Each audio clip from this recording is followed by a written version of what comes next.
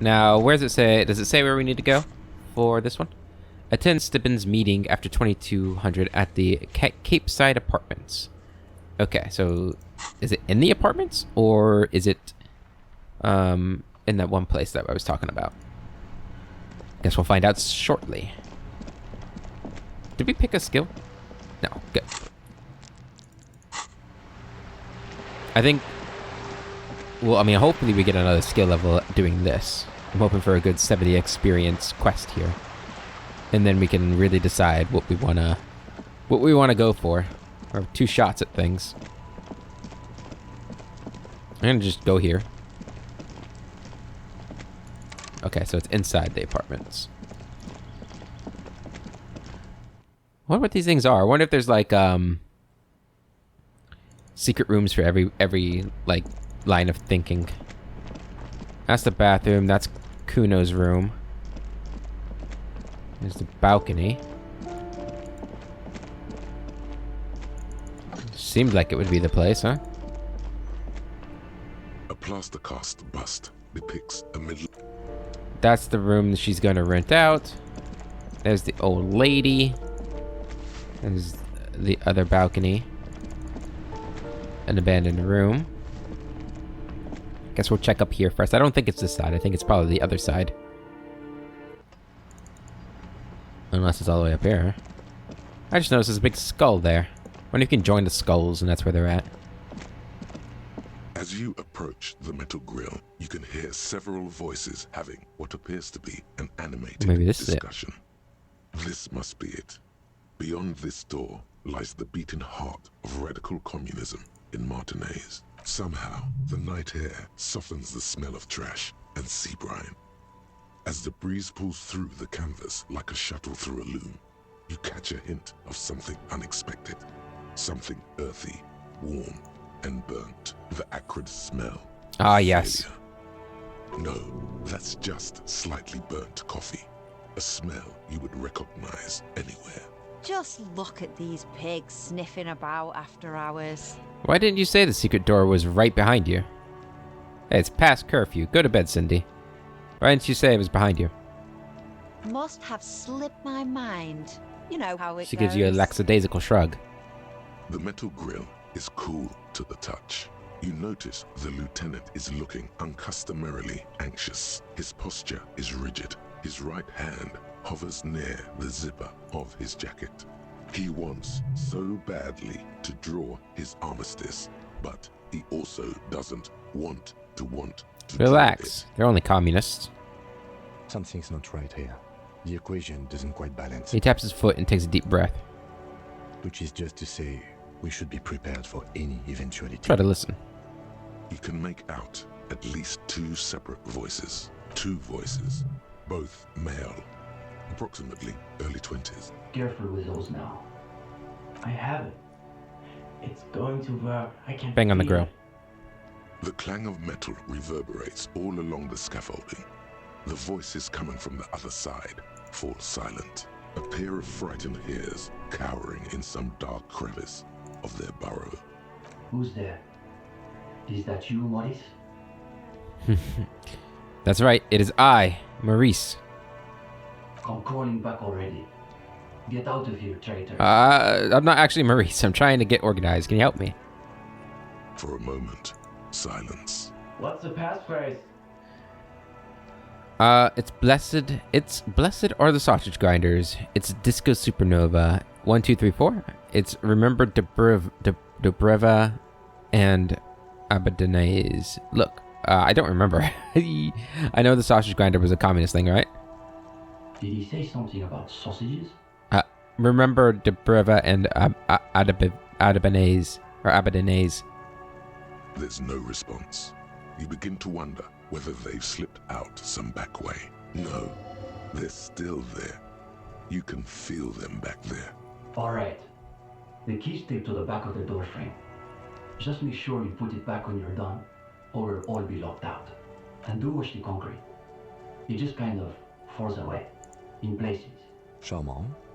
After you, detective. Have fun at your underground meeting, pig. Hope it's a blast. Thanks, Cindy. She's so sweet. She definitely wasn't being sarcastic. The two young men are either oblivious to or ignoring your entrance. Their attentions are fixed on whatever it is they're stacking in the middle of What the the heck is floor. going on here? Matchboxes, it appears. I think it's holding, Alexis. It is. It's holding. Careful, careful. Oh,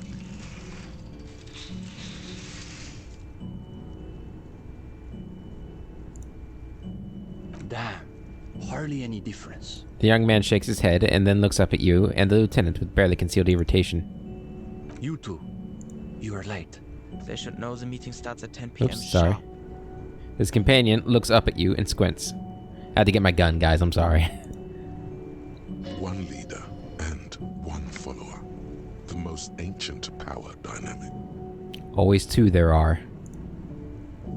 There's a great deal of tension in this young man's shoulders, more than someone his age should bear. Meanwhile, his companion inclines toward him, eager to catch every word that dribbles from his friend's mouth. Just a moment.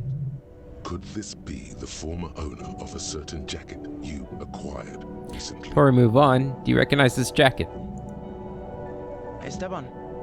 Isn't that your jacket? It certainly looks like my jacket, Alexis. Where did you get that, gendarme? I found it. In a room. Yeah, I'm sure you did. That's real Sarah-Maritzian twill. Only old Sarah-Maritzian communists and drug smugglers wear those anymore. He is neither of those, of course. He is simply a poor student putting on airs. Also, he doesn't have the shoulders to fill out such a jacket. See, Uli? It's just like Mazov wrote. How does it go again? Those committed to the rights of property are those most apt to violate them. His companion nods emphatically. I assumed it was Maurice who broke into my room to play a trick on me. I didn't think I'd actually been raided by the RCM. There is surprise in his voice, naturally. But is that a note of excitement you also detect? So do you want it back? Absolutely not. You have to keep it. Can you imagine the look on Morris's face when he finds out the RCM has been kicking my door down? He'll shit himself. Positively. And now they've shown up in force to break up our meeting. No.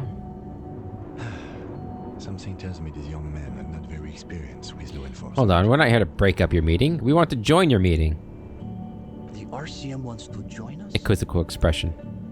My partner, of course, is acting in a strictly personal capacity, not as an official representative of the RCM. Interesting. Does that mean you've done the reading? Uh-oh. No one said anything about reading. You'll just have to wing The this. reading, yes, I've definitely done that. What is this reading? I thought this was a revolutionary group. There must be some misunderstanding. No one mentioned any reading. Kim, did you do the reading? No, detective. The only reading I've been doing is Lieutenant holds up his little blue notebook. He seems to be wagging the notebook at you, as though he suspects you may have forgotten why you're here. I have not had time to seek out pretentious communist book clubs, nor have I done their reading. It doesn't sound like they've done the reading, Esteban. Well, this is getting awkward. I'm not sure what you're expecting to find here then. There's profound consternation in his voice. You suspect it's about something bigger than your not having done the reading. Maybe they can explain themselves. What exactly are you two doing here? In the most generous sense, I would say we're cultivating revolutionary consciousness. Yes, that's probably the best way to describe it. But more specifically, we are running a reading group. The most rigorous and theoretically advanced materialist reading group in Martinaise. Comrade Esteban is a great discussion leader. One of the best at the university. You're... Can you imagine anything duller than a bunch of Beano-clads yanking each other's Is this where I knots? can square off in theory combat? We have been known to get into some spirited debates, but it's always in service of our larger intellectual and ideological project. Precisely. We are not interested in senseless parroting. We like to read critically. Within the contours of Mazovian historical materialism. I didn't realize they taught radical Mazovian theory in the universities. As though you can call that problem teaching. One thing you learn quickly at university is that you're not going to find a real education in any lecture hall or discussion seminar. We are post-attendance, basically. Exactly. The only worthwhile part of the so-called École Normale de Recherche is the library. That's where we've made our greatest critical strides. I'm a big fan of the library. Okay, so what does your reading group actually read? We study all the foundational texts of Mazovian theory, of course. Just last week we finished the second volume of Puncher and Watman's Innocence of Capital. Truly extraordinary. And before that we spent 6 weeks on State and Plasm. For some reason, the word plasm catches in your ear like a piece of old wax. Uh-oh. You can feel your attention span rapidly deteriorating. Force yourself to keep listening. We've also read Wertmüller's The Megastructure of History, and before that, Real and Reality. Arbla's une pain infernale. The original Fizdale translation, not that watered down revisionist garbage. Obviously. But, of course, our special emphasis is on the theories of Ignace Nilsson and his followers, especially the Wait, inframaterialists. who are these inframaterialists? You're not familiar with them? It's pretty advanced stuff. You may not be ready for it yet. The two young men exchange skeptical side glances. Okay. But then who is this Ignace Nilsson guy? Only Krasmazov's most trusted lieutenant, the evangelist of the revolution, and the founding father of the People's Republic of Samara. It's hard to overstate how unimpressed he is that you've never heard of this world historical individual. He also happens to be the greatest communist theorist after Mazov himself. It was Nilsson who first postulated the existence of ideological plasm, which forms the basis of inframaterialist theory. Those words again. You've got to find out what this inframaterialist stuff is all about. Whatever it is, one thing's perfectly clear. These young students have a much deeper understanding of communism than you do. You could learn a thing or two from them. If you can convince them you're one of them. The young man sighs. His companion looks about. Did this reading group have anything to do with the lynching? Lynching? No. We're not an operational cell. We think of ourselves as more of an intellectual vanguard. Are you sure? My working theory is that communism killed the hanged man. Is your reading group affiliated with the Union somehow?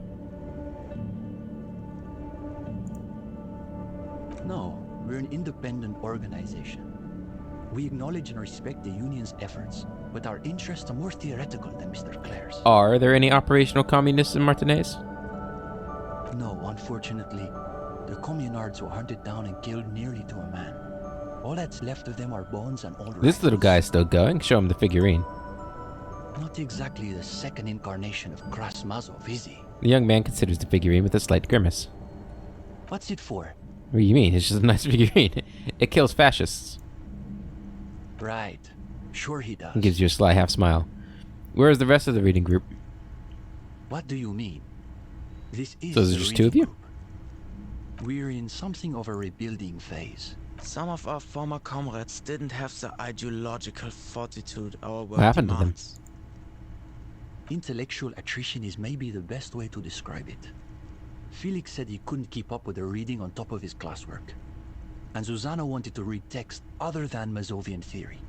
Like novels, if you can believe it. Novels? Unbelievable. See? Even a gendarme gets it. We've tried recruiting new members, but unfortunately the current intellectual climate is pretty hostile to inframaterialist thought. These days, if you're on the left, the ascendant schools are the Gottwaldians and their iconoclasts. Don't forget about Maurice and the turnips. Right. Then there was the whole turnip What's so debacle. bad about the Gottwaldians? They're the most depressing school of communism. They love writing long books with a patina of Mazovian theory to cover up their cheap psychologizing. A gang of cheap psychologists and intellectual midgets. Damn, dude.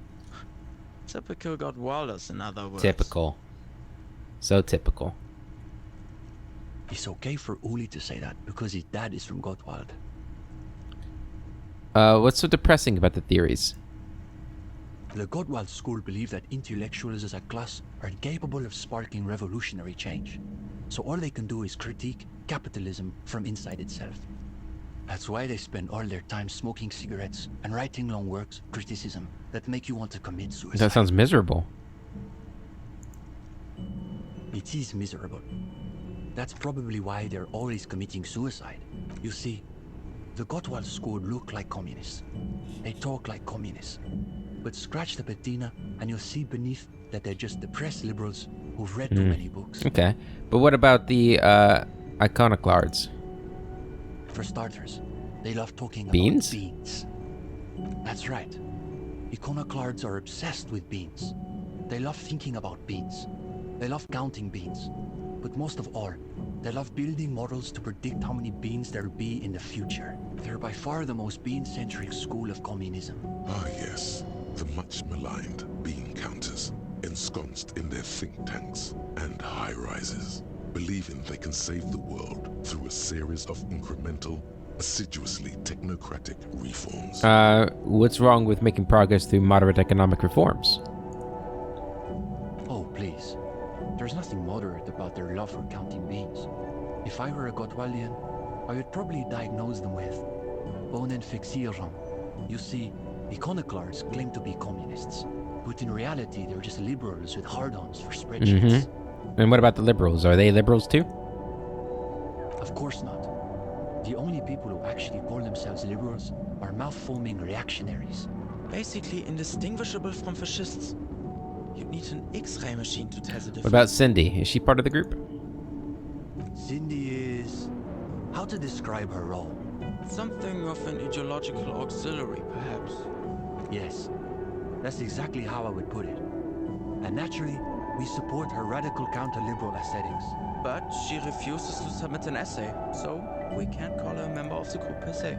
That doesn't stop her from using the room for studio space, of course. Did you say something about turnips? It's an unfortunate story. You see, our ex-comrade Maurice is something of an economist.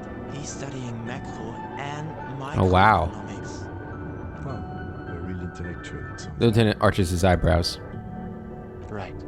So a few weeks ago we were discussing the extra-physical capabilities of the revolutionary state. And Maurice said... what were his exact words, Ulexis? It was unbelievable. He said, turnips don't care if they are grown by communists, moralists, or Vulcan. They grow just the same. Basically, he was rejecting the whole foundation of inframaterialist... Remind me what that theory is again? What does it say about turnips? Simply that under suitably revolutionary conditions, crop yields naturally increase relative to non-revolutionary crops, which Morris somehow has the gall to deny. Susanna said that he has been hanging out with some No. communists. For us, the question boiled down to, if you don't even accept the basic ideas of Nielsen and inframaterialist theory, why are you in the reading So you expelled Maurice from the reading group over an argument about turnips? Well, it wasn't so much that he was expelled. He just quit coming. We haven't seen him Ah. around for weeks. Fair enough. Let's talk about something else. Go ahead. What were you doing with those matchboxes just now?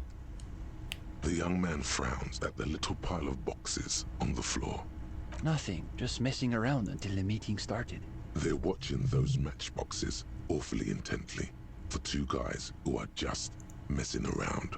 It's almost as though they were trying to create the most unstable structure they could. Is the reading group accepting new members? We typically only accept new members once per semester. There's this whole process with essays and presentations on assigned topics.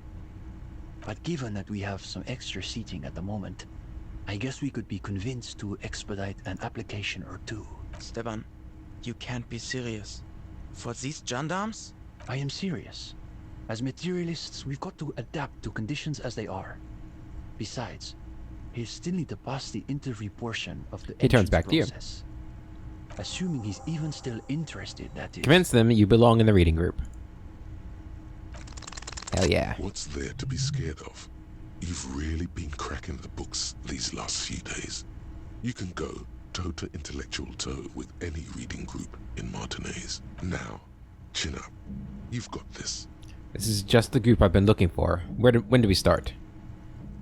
Oh, you want to start now? Sure. We can manage that. You've caught him off balance. The momentum is already in your favor. Go ahead and take a seat. Since we haven't had time to prepare an exhaustive questionnaire, I think we can keep this interview more freeform. Why don't you tell us a bit about the books you're interested in? And we'll just see where the conversation goes. Like you guys, I really got into political and historical subjects. For me, it's more about finding the right thing for the right moment. I'm more into practical books, books that help me understand the real world. Look, guys, I've got to be honest, I may not have read many books. But that doesn't mean I don't have stories. More into practical books. Aha, a real old-school pedestrian materialist. Alright, we'll play along. So what sort of practical works are we talking Just consider the about? cockatoo, for instance. How much do you really know about what they're like? Cockatoos. Fascinating.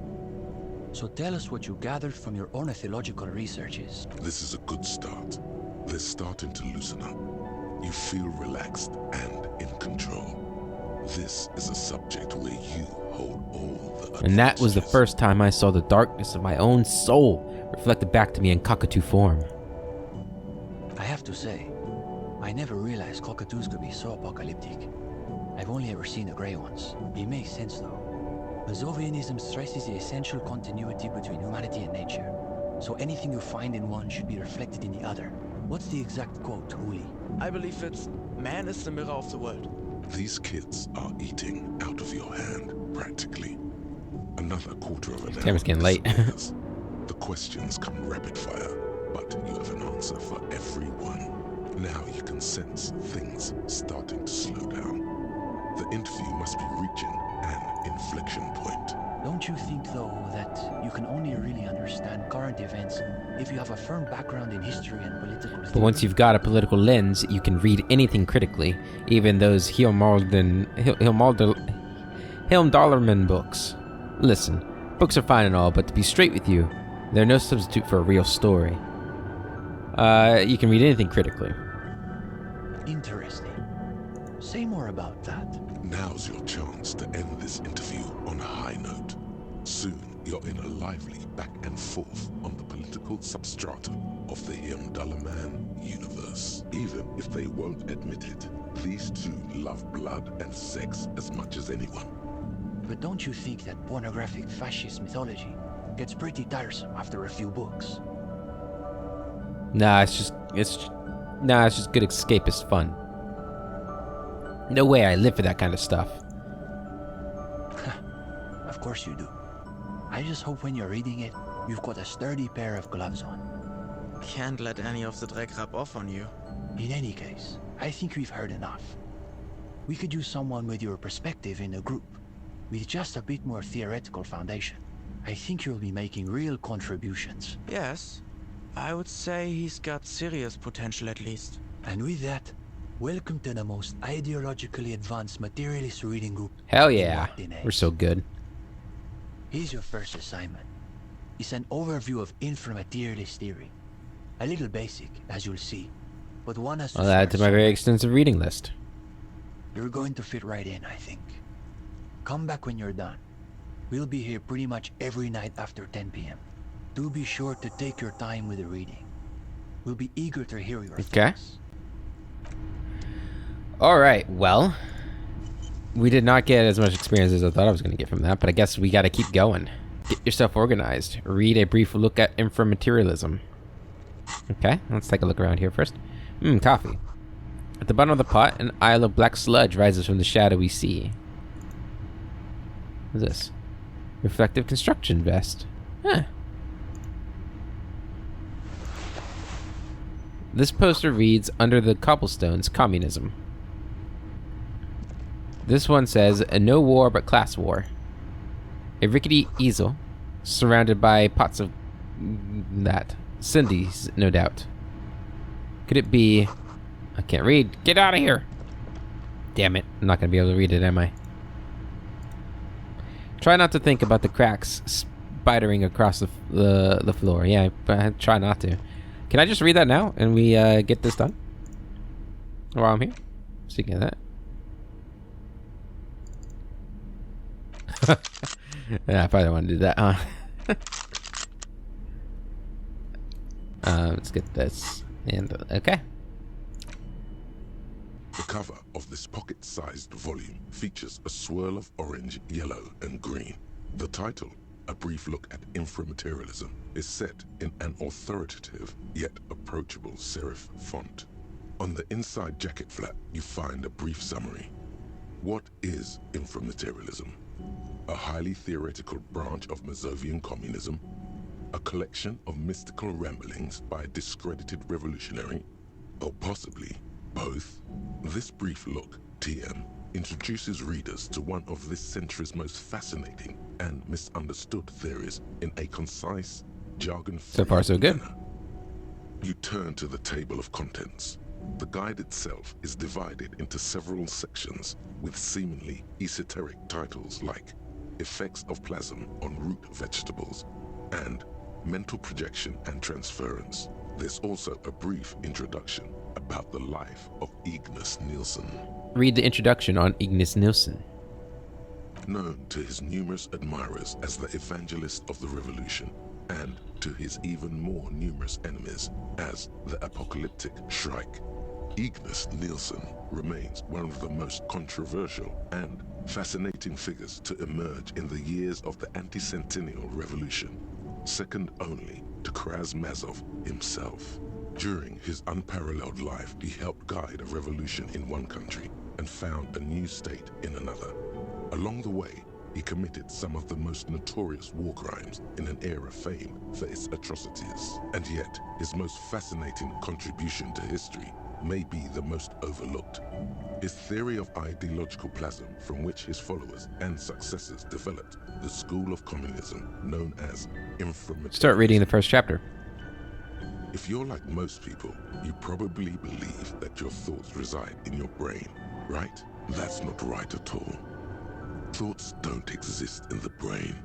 They float through the air. Your brain is but a fish. Honestly, I have no idea where some of these thoughts come from. This sounds more like a question for a psychiatrist. See also a brief look okay. at psychiatry. But let's stick with Ignace Nielsen a moment. As Mazov's devoted comrade and leading theoretician, Nielsen was responsible for developing much of the intellectual foundation of communism. But his interests and speculations were famously wide-ranging. During his final years in exile, he produced, among other things, an early guide to home brewing, instructions for raising revolutionary children, plans for a universal pictographic language, and a detailed materialist critique of Dolores Day's chess strategy. But one subject he returned to time and time again was the fundamental relationship between thoughts and matter.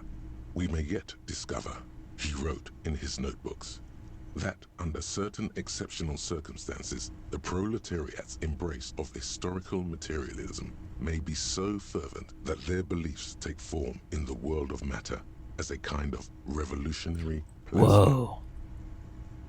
Whoa is right. What's more, Nielsen speculated that this plasm, when it becomes powerful enough, might begin to influence the material reality surrounding it. Hence the name, inframaterialism.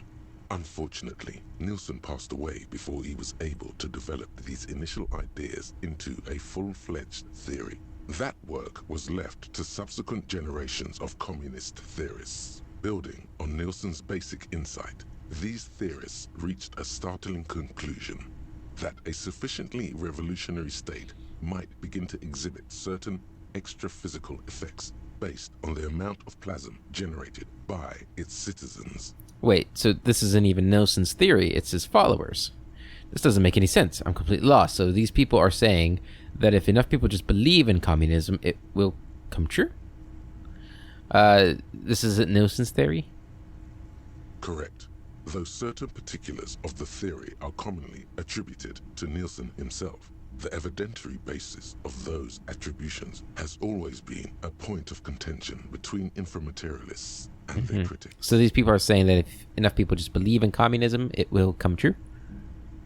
The actual theory is highly technical, but for the purposes of this brief look, TM, that's a fine working definition of there's probably something wrong with this theory. But you're the kind of person who believes everything they read in a book. So why don't you just roll All with right, it? let's hear about this extra physical stuff. Inframaterialists divide the extra-physical It's getting late. of the revolutionary state by the level of plasm required to achieve them. At the lowest, or first level, revolutionary plasm is believed to stimulate or invigorate matter without altering its essential properties. It sounds like that business with the turnips. Precisely, though plasm does more than increase vegetable yields. It may also influence the physiology of revolutionaries themselves. It's also been postulated that plasm may account for the remarkably full and manly facial hair observed on some communist males. Stroke your bare chin. Your hand feels clammy against your bare chin. You wipe it along the back of the book and keep reading. Of course, inframaterialists argue that revolutionary plasm may stimulate human physiology in other ways as well. Oh yeah, we're talking about white-hot communist sex. Oh yeah. baby. That's correct. Reports from the revolutionary period claim that the most radically devoted communards were able to engage in Jesus. vigorous intercourse for up to 8 hours at a time. 8 hours? There's no way. Your equipment would be mashed. Not what I to once jelly. was. No wonder the communards couldn't shoot straight. They were too shagged out. And on that note, you feel like you've gotten the general idea of inframaterialism, enough to carry on a basic conversation at least. But if you'd like to go even deeper into some of the more speculative aspects of the theory, you could always read further. The book fits quite snugly into your palm. It would also fit comfortably into a Keep jacket reading. pocket. You flip forward a few pages until you come upon a chapter titled Mental Projection and Transference. When a community has achieved a sufficiently high degree of revolutionary fervor, inframaterialists believe that second-level effects may be observed. At this second level, certain hyper-revolutionary individuals may even develop the ability to extend their thoughts into material space and Wait, vice versa. does that mean communists can read minds? According to inframaterialist theory, yes. Under suitably revolutionary conditions, that is. Of course, one doesn't need to be a communist to be attuned to the thoughts of your brothers and sisters. It's become something of a folk legend that during their final meeting, Nielsen and Mazov didn't speak a single word, preferring to sit in silence with their chamomile tea, reading one another's That's strangely thoughts. beautiful. One of the minor tragedies of the late revolutionary period is that few reliable accounts survive. Much of what we know of the communards' activities during this period come from memoirs and second-hand accounts, some only written down decades after the fact, and of dubious authenticity. Wait, does that mean communists can read minds? Wait. Hey, Kim, you'd say that we share a pretty special connection, right? I suppose we do work. You and me, we're on the same wavelength. That's why we're always finishing each other's. Your words hang in the air as the lieutenant scribbles something in his notebook. At some point, he realizes you're waiting for him and looks up with a tightly knit Cigarettes. It's true that you and I do share a similar addiction, but that's hardly remarkable among officers of the RCM. brow. As we were saying, it's generally believed that these effects are only exhibited by certain hyper-revolutionary individuals. Generally, less than 0.01% of the revolutionary population. So why do these effects only work for hyper-revolutionary communists? Because plasm has never been directly observed, the exact mechanism behind these effects remains entirely speculative. Why are you getting hung up on mechanisms? Open your mind's aperture just a little wider. You're so close to true understanding. This should be more than enough for a stimulating discussion. That said, if you're still yearning for more, you must. Everyone knows books save their best parts Finish the for book. the end. You breeze through the next several sections until you arrive at the final chapter, titled A Communism Above Reality. When a society's revolutionary fervor reaches the third and highest level, inframaterialist theoreticians have postulated that the laws of physics cease to be laws. What do they become then? More like suggestions, according to some of the SRV's leading inframaterialists. Of course, it's impossible to say what exactly happens under these conditions. No known society has ever achieved the levels of revolutionary enthusiasm the theory seems to require. Some inframaterialists have even argued that it might require more plasm than humanity alone may be capable Wait, of producing. are there non-human sources of plasm? In the SRV, there have been attempts to organize certain species of aquatic mammals, as well as a few of the higher corvids. But, as of this writing, only human beings have demonstrated the intellectual capacity for revolution. Has anyone ever gotten close to reaching the third level? There are numerous stories from Samara involving bandits or fascist mercenaries being levitated by farmers from the most ideologically advanced communes. Of course, few of these incidents have ever been rigorously investigated or substantiated. Among known attempts to channel third-level capabilities, the most well-documented is the curious case of Coalition warship. I've got to know more about that. It concerns an interesting series of events that took place during the invasion of Revachol. As Coalition forces made landfall, a cadre of Nielsen's most fervent acolytes attempted to compress a Coalition aerostatic with their collective will. According to Communard law, these acolytes positioned themselves at the top of a redoubt just over the bay of Revachol. From that vantage, they proceeded to visualize pinching Coalition warship debutante between their fingers, a gesture believed to assist in the extra-physical materialization. Did it work? Thoughts. The acolytes, along with the redoubt, were vaporized in an artillery strike before the process could be completed. Picture the lot of them, all standing with their fingers in the air 1 minute, the next reduced to a bloody mist. It's been said, though, that in the weeks following the battle, the captain of the debutante noted an increase in incidents of crewmen striking their heads on unexpectedly low bulkheads. Of course, colorful anecdotes only scratch the surface of what inframaterialists believe may be possible in a truly third-level What would a society. third-level society even look like? Some have theorized that such a society would be fundamentally unrecognizable, lacking many of the institutions we typically take for granted in advanced societies, including organized governments, financial institutions, and law enforcement. Did that book just say there's no place for you in this future?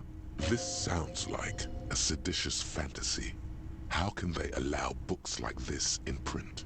Others have argued that people living under third-level conditions will be immune to such infirmities as hunger, disease, and mental illness. Be great. In some of his later writings, Nielsen himself speculated about the potential for an extra-physical architecture that disregards the laws of bourgeois physics and instead relies on the revolutionary faith of the people for structural integrity. Meaning the buildings stay up because people believe they stay up. That seems like a bad theory to design buildings based on. Let's do number 1. Precisely. Nielsen observed that the financial system operates on the same principle of faith. So why not an architectural system? On the following page, you come across a few black and white reproductions from Nielsen's own notebooks. One sketch depicts a government ministry shaped like a great inverted pyramid, a hectare in width at the top, balanced atop foundations the size of common apartments. Another depicts a leaning tower wrapped in a dramatic helix. The caption beneath it reads, "The Tower of History." Something about that tower looks awfully familiar. Could it be that's what the students were trying to recreate with the matchboxes? Wait, but what if the people stop believing and the building collapses? In the corner of one of the reproduced notebook pages, you can make out the following words, written in Nielsen's distinctive slashing script. A state that has lost the faith of its people has forfeited the right to exist. Plausible or not, there's something beautiful about this idea. Is there any more? There is no more. You've reached the outer theoretical limits of communism, and in less than 200 pages. If you'd like to read further, may we recommend a brief look at Occidental architecture. Put the book away. Alright. You're back. I'm guessing all this stuff belongs to Cindy. Yeah, it's hers. She just sort of moved it all in a few months ago. She said if she's going to make truly radical art, she needs a suitably radical workspace. Mm-hmm. And I don't think she could afford rent at an actual studio. Do you like her art? Oh, sure. It's definitely interesting, I would say. Interesting. Isn't that just Bino Claude for I don't have a real Wait, opinion? I thought interesting was what people said when they don't have anything real to add. His companion's eyes widen with interest. He has a cold smile. Come on. It's not that I don't have anything to say about Cindy's art. It's more that I'm still working out the details. It's a complex question. You've got to take your time with it. You flustered the poor boy. Now he's got to say something. I guess you could call her latest stuff a sort of counter-bourgeoisie calligraphy. She's got a real taste for radical slogans. It's too bad she hasn't developed the theoretical foundation to do truly radical work. I think she'll get there, though. She's still looking for a subject equal to her. Now I'm wondering ambition. what's the deal with this place. The deal? At a fundamental level, I guess you could call it the shattered bones of a dream crushed by capital. That's really good, Steban. You should save that for an essay. Thanks, Uli. When the idea is sound, the words I heard that these used to be luxury apartments, million real views, that sort of thing. That could be. It would explain some of the more ornate detailing. But we're speaking in world historical terms here. What his place represents, not what it merely was. His friend yawns, evidently bored by literal Let's move on. reality. I'm ready. Let's talk about inframaterialism. Yes. Let's get right to it. His companion leans forward, ready to jump in. They're impressed that you dove right into the most advanced parts of the theory. Half an hour No, it doesn't. evaporates, and the conversation is still wending its way toward new and unexpected. You see, what's happening with the time right now is I have developed my communism to such a degree that I can believe that it's 2 p.m. or 2 a.m. in the morning. And it will never change until I believe otherwise. A cool breeze coming off the bay wraps itself around the Capeside apartments in a nearly forgotten part of that glorified construction site, surrounded by rusted pieces of scaffolding and walls of faded tarpaulin. A detective of the RCM debates the intricacies of an abstruse theory with a pair of university So wait, students. you're saying that President Nezhninsky has never opened a book? No. You're saying he doesn't need to open them because he absorbs all the relevant content just by staring intently at the cover. It's a widely understood. Yeah, that's what I can. That's what I did in school. We've tried it ourselves, but thus far we haven't been able to absorb more than the preface and table of contents. Now the breeze has subsided. All is still except for the last bits of steam rising from the coffee pot. Well, on that note, I think we can call it an evening. Yes. One of our better discussions lately. Hang on. the Is that whole. it? What do you mean, is that it? You've done the reading, we talked about it. What more do you expect from I the would have reading? had more questions, about communism. Well, you could always ask, I guess. We probably won't get a better chance. Honestly. But it's getting late, so maybe pick the most important question. Oh no. Haunted by lost love. Damn it. Kim, what should I ask? Detective, how should I know what questions you have about communism? Need a minute to think about it. come on. We have things to do in the morning. He says he doesn't have any questions, Esteban. Are you absolutely sure? A communist can't be afraid to ask questions, just because they don't know what the answer might be. In other words, you'll forfeit their respect if you back out now. Okay, well, 3% chance. Come on, double sixes. All right, here we go. We're devoting all your available brain cells to coming up with a question about communism. Scratch that. To coming up with the question about communism.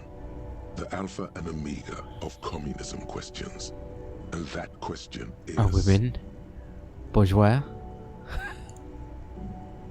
The young man gives you a slightly confused look, as though he's sure you asked something else and he simply misheard. Somehow, it sounded even worse out loud. You only said what everyone else was thinking. Look around. Do you see exactly women here? He wants to know if women are bourgeois, Esteban. Yes, I heard him. Give me a moment. He takes a deep breath and turns to you. What makes you ask that question above any other? Because they can't handle me. I'm a goddamn superstar. Because I can't handle them. I'm a sorry excuse for a man. Because they won't let me forget the life we used to have together. Oof. Oof. Let's go with number 3. Ah, gendarme. Your problem isn't ideological, it's personal. You ask that question because you're still under the influence of ideology. That's natural. You're like a fish that's only now discovering that her whole life has been dictated by the movements of sea currents. That's what ideology is. It's like there are these invisible forces everywhere, pushing and tugging you this way and that, and you don't even know they're there. What does this have to do with communism? Everything, man. That is part of the communist project. To destroy the ideological structures that reduce men and women to these hollow shells of identity. Do you know the story of Dobrova and Abadanais? I thought that was just some gibberish you made up for the passphrase. No. They were the revolutionary lovers. The dual commissars of revolution in Insulinda. Yulia Dobrova came from Grad. Jean Abadanais was born in Revachol. She was brilliant, charismatic, a revolutionary comet. He was her partner and stabilizer, the planet who kept her in orbit. What became of them, though? There seems to be a blank paragraph in the history books. It's from them we get the notion of dual leadership, the decomptage, Revachol's truly great contribution to revolutionary thought. I believe it even persists in some form in the RCM. Is that true, Kim, about the decomptage? I had no idea its origins went all the way back to the revolution itself. But it makes What happened sense to them? anyway. They died on their own terms, like real revolutionaries. There's a lot to say for So you're that. saying women are only bourgeois because of ideology? There's more to it than that. People still make their own choices. It's a matter of being aware of what's influencing them. What does this question say about me? Yes, that's the question you should be asking yourself. His companion nods, but offers no I need to take further time to think about all solace. this. Start The experience. young man nods, but says nothing. He appears to be distracted by something. He's wrestling with some question of his own. He's lost in his own thoughts. You wonder what silt you've stirred in the bottom of his soul. Of course, the matchboxes. You'd very nearly forgotten to ask about them. Now, maybe your last The matchboxes. chance. You were trying to make them into the tower from Nielsen's journals. So you really did read all the way to Or the I end. just skipped to the back. Yeah. Uli and I were trying to see whether there was enough plasm between the two of us to hold up a few matchboxes. Saying it out loud makes him realize how foolish it sounds. It was just a little informal experiment. No reason to take Should it try it too again. seriously. All of us. The young man looks at you a moment, then at his companion. What could it hurt? All right, let's give it another go. You know what? I'll sit this one out. I don't think you want my skeptical materialism interfering. Before long, a modest tower begins to rise from the pile of matchboxes. You place every box with the utmost delicacy Oh, yeah. and precision. Easy, Uli. It's holding. It's holding. The higher the tower goes, the quieter the room seems Oh to my. become. Aside from the occasional comment, the three of you are completely absorbed by the task. Alright. You go next, Stepan. The young man pushes back his shirt sleeves, revealing the pale flesh of Say his nothing. forearms. Is it? It's holding. It's holding. Yes. This is the closest we've ever gotten. It's almost exactly as Nielsen's sketch imagined, a physical manifestation of the dialectical spiral of history. All right, gendarme. Your turn. You've got this. Theories aside, they're only matchboxes. Even the lieutenant is watching intently now. It's tall enough. Better not risk it. Ghost of Mazov, give me strength. Or take a deep breath. Oh, man. Ghost of Mazov, give me strength. Uh-oh. It's... No, no, no!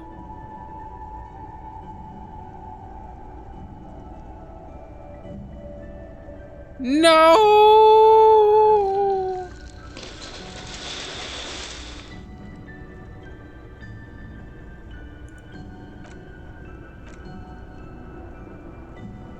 Say nothing. Well, it may be that we found the outermost limit of our capabilities under the prevailing regime. Undoubtedly. Alternatively, it could be that our own ideological fervor is still insufficient. Yes, the problem is almost certainly your lack of commitment, and not, say, gravity. Harder to believe, but still possible. Either way, that's enough parlor games for one night. Thanks for humoring us. We should probably clean up. So close. I should have took a deep breath. I trusted Mazov. He let me down. Well, I think we're probably I guess you're off. Detective. Wait a minute. If you don't mind, we wanted to get your opinion on something. A few little changes Kinda we've been changes. thinking about. Nothing too major, I think. We were talking potentially about relaxing some parts of our admissions process. It probably would help if you didn't make people go through a whole interview just to join. Maybe you should ditch the passphrase and meet in a coffee house. Have you considered changing up the reading list? No, you should, it probably would help if you didn't make people go through a whole interview just to join. That's interesting. I thought people loved group interviews. I thought so too, but perhaps we overdid it. Just a little. There was another thing. We were also debating putting up some posters around town. Though some of us maintain that advertising is an unacceptably bourgeois tactic. Sounds like something Cindy could help with. That's exactly what I was thinking. I guess no one could accuse Cindy of having a bourgeois aesthetic. Plus, I've got the perfect place in mind. Put some more coffee on, Uli. We've Jesus. got a long night ahead of us. We should probably get Cindy in here too.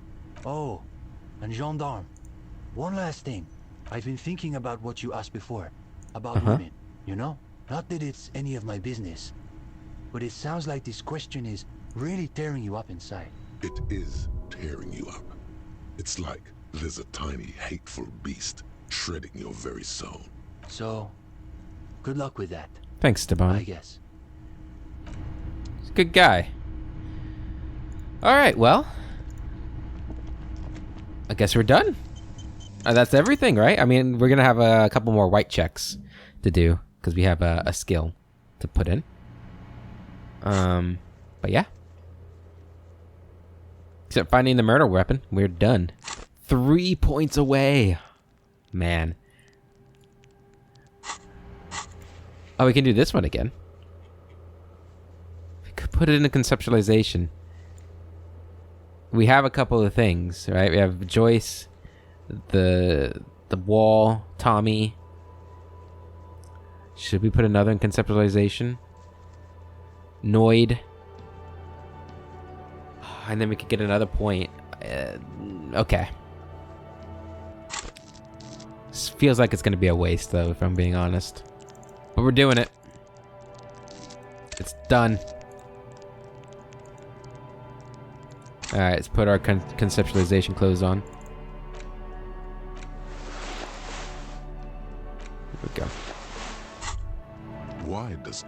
inspire you so much? It does, yes, but what is art? Excellent question.